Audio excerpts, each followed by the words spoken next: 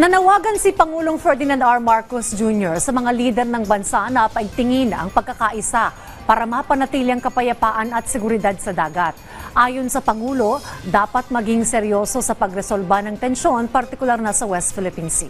Si Clizel Pardilla sa report. Mariing ipinanawagan ni Pangulong Ferdinand R. Marcos Jr.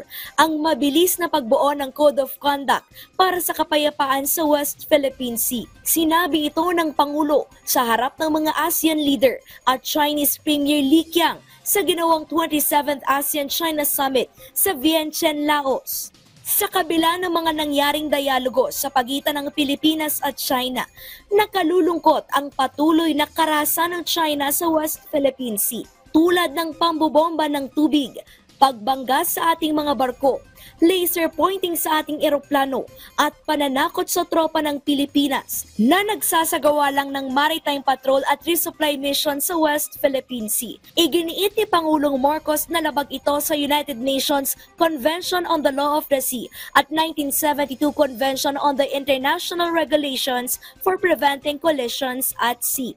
Napapanahon na anyang talakayin ang geographical scope, relasyon ng Code of Conduct at ng conduct of parties in the South China Sea, pati ang hindi pa rin mapagkasundo ang definisyon ng self-restraint o pagtitimpi.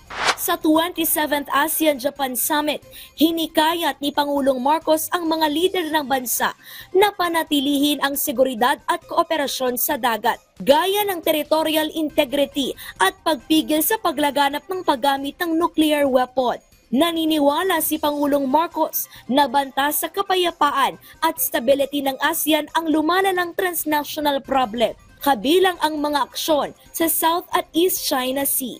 Hiniling ni Pangulong Marcos sa bilateral meeting kasama si Canadian Prime Minister Justin Trudeau na patuloy na suportahan at i-endorso sa Group of Seven o G7 ang posisyon ng Pilipinas sa West Philippine Sea. Ang G7 ay mga bansang may pinakamalalaking ekonomiya na kinabibilangan ng Canada, Japan, Estados Unidos, France, Germany, Italy at United Kingdom.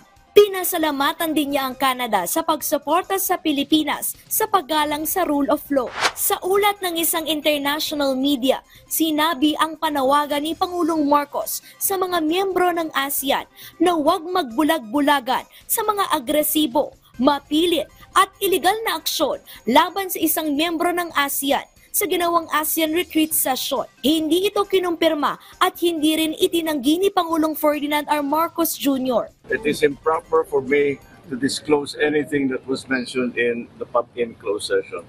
Naglabas ng pahayag ang Foreign Ministry ng China ukol dito at sinabing committed umano ang China na ayusin ang hindi pagkakasundo sa mga bansa. Clizel Pardilla para sa Pambansang TV sa Bagong Pilipinas.